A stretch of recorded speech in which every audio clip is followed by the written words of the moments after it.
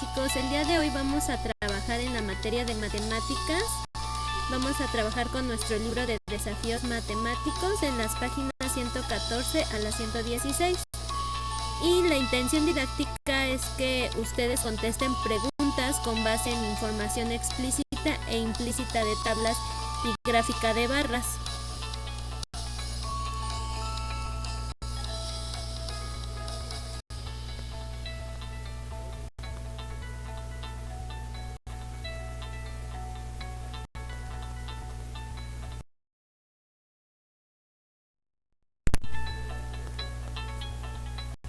Listo, dentro de matemáticas también se utiliza la estadística y dentro de esta estadística se utilizan tablas y gráficas que se usan para clasificar datos o información específica. Por ejemplo, en un grupo le preguntaron a niños y a niñas qué mascota tenían. 7 niños respondieron que perros, 3 niños que gatos, un niño que peces y otros 2 niños respondieron que otra mascota. Mientras tanto, las niñas respondieron que 2 tenían perros, 3 tenían gatos, una niña tenía peces y 9 otra mascota. Aquí ya tengo mi tabla representada con datos, pero esta información también se puede representar con gráficas. Tenemos 2 líneas, en este caso se llaman ejes, y en el eje horizontal tenemos la información de niños y niñas, y en el eje vertical tenemos el número de niños con mascota. Entonces la gráfica de barras se representa con colores para identificar la información de la tabla, como estamos viendo.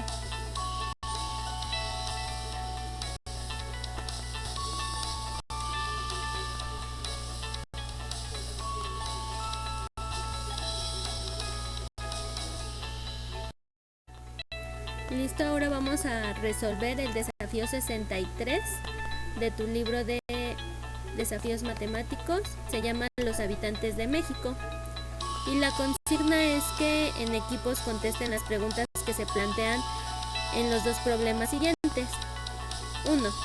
En las tablas se presenta el número de habitantes que tenían las entidades federativas de nuestro país según el censo 2010, aplicado por el Instituto Nacional de Estadística y Geografía, INEGI. Con base en esta información, contesten las preguntas. Listo, vamos a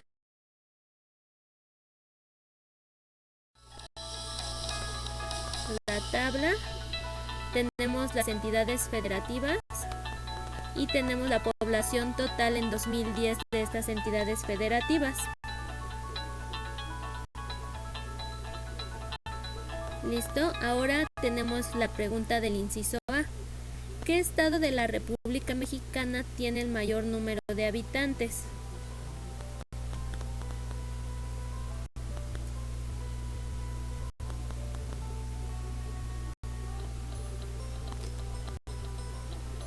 Revisen la información de la población total de cada entidad e identifiquen cuál es la que tiene mayor número de habitantes.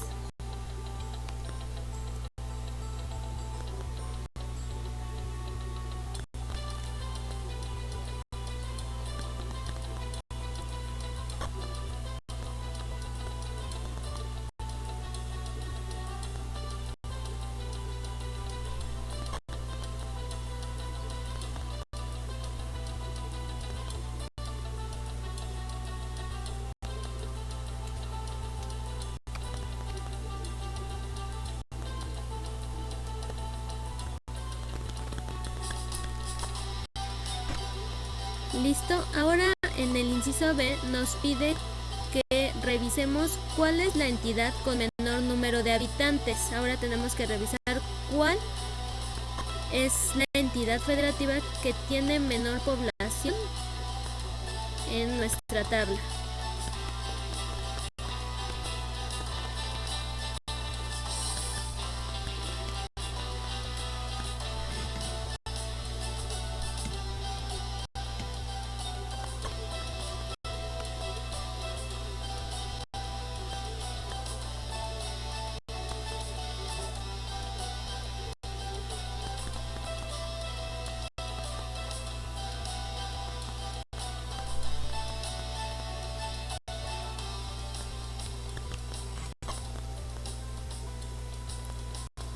Inciso C.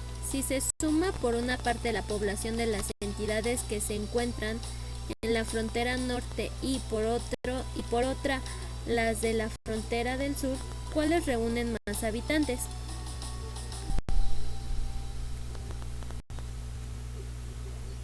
Aquí te voy a ayudar un poquito y te voy a recordar que en la frontera del norte tenemos a las entidades Baja California Sur, Chihuahua, Coahuila, Durango, Nuevo León, Sinaloa, Sonora y Tamaulipas. Entonces, si sumas la población total de estos estados, podrás saber si hay más en el norte o en el sur, que aquí también tengo los datos de las entidades federativas que pertenecen a la frontera sur, que en este caso es Campeche, Chiapas, Quintana Roo y Tabasco. Ahora responde el inciso C. Si se suma por una parte la población de las entidades que se encuentran en la frontera norte, que ya tienes abajo cuáles son las entidades, y por otra las de la frontera sur, que también ya la tienes abajo desglosada, qué entidades son los que pertenecen a la frontera sur. Cuando reúnes los habitantes del norte y del sur, ¿cuál frontera reúne más habitantes?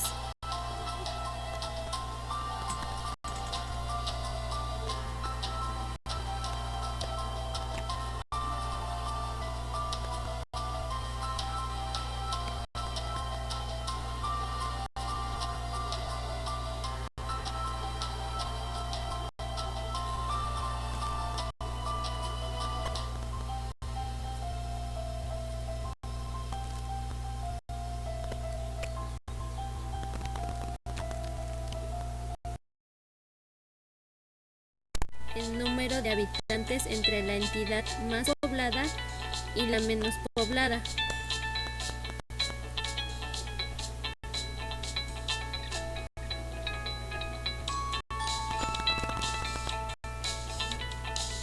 Listo, nosotros ya tenemos nuestros datos de la entidad más poblada y la entidad menos poblada. Sabemos que la entidad más poblada es el Estado de México, con 15.175.862 habitantes, y la entidad menos poblada, Baja California, con 637.026 habitantes. Por lo tanto, tenemos que realizar una resta para saber la diferencia.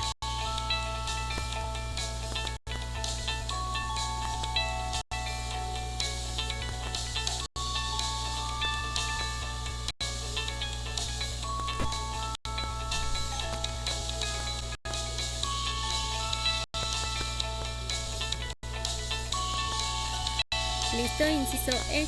Busquen la entidad en la que viven y anoten el número de habitantes que se reportó en el censo de 2010.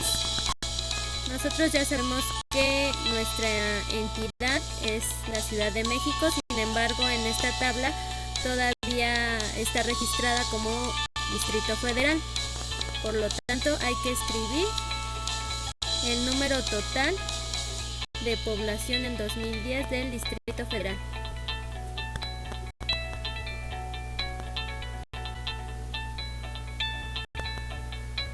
Y por último, vas a revisar cuáles son las entidades que tienen menos de 1 millón de habitantes.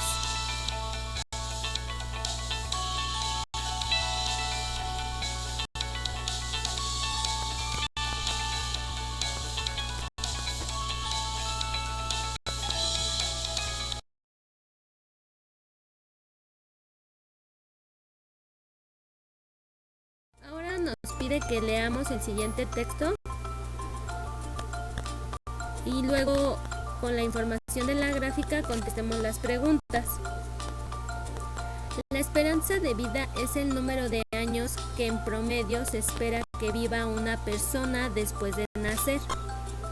Una esperanza de vida alta indica un mejor desarrollo económico y social en la población. La gráfica muestra la esperanza de vida en México en diferentes años. Entonces aquí la gráfica de barras nos está diciendo que en 1930 la esperanza de vida era de 33.9 años. En 1950 era de 46.9 años.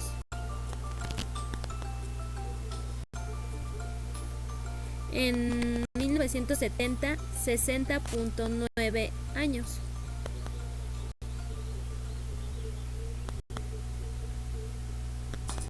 En 1990 de 70.8, en el 2000 de 75.3 y en el 2010 de 75.4.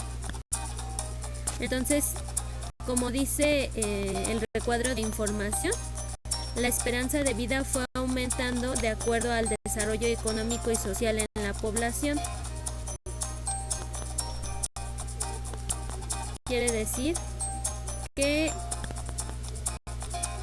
fue aumentando significativamente la esperanza de vida de los mexicanos.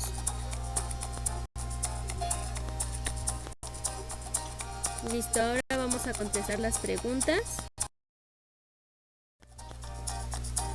Listo, ahora vamos a contestar el inciso A, utilizando la gráfica de barras del aumento de esperanza de vida.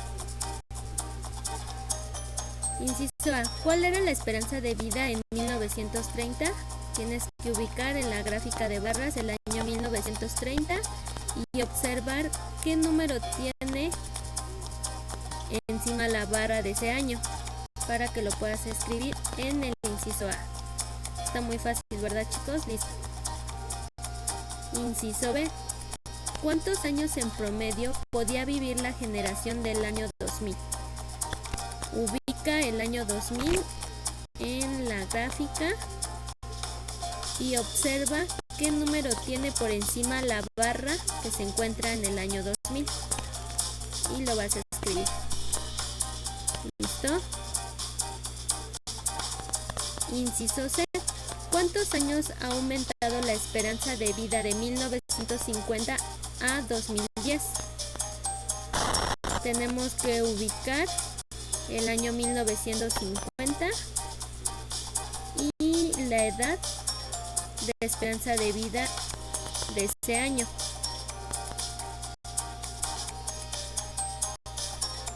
Una vez que lo hayas ubicado, debes de ubicar el año 2010 y verificar qué edad es la esperanza de vida del año 2010. Posteriormente vas a hacer una resta para obtener el resultado y obtener la diferencia o el aumento de esperanza de vida de 1950 a 2010.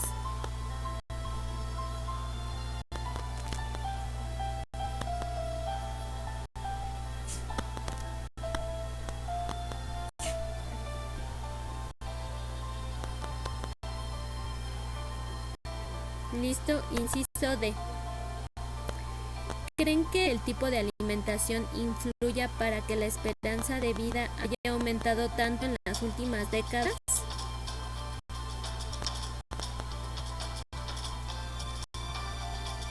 ¿Y por qué, chicos?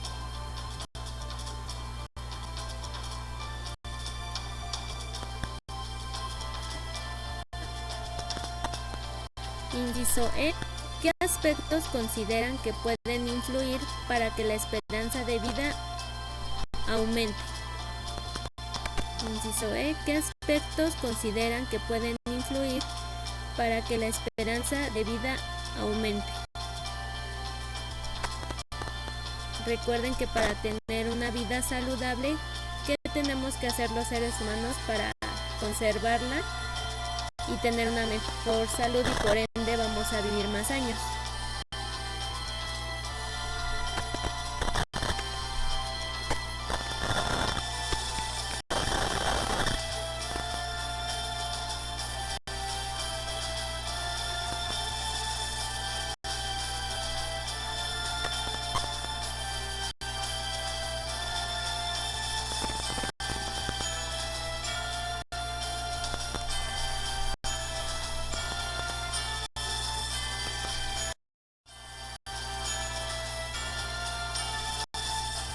Listo, terminamos.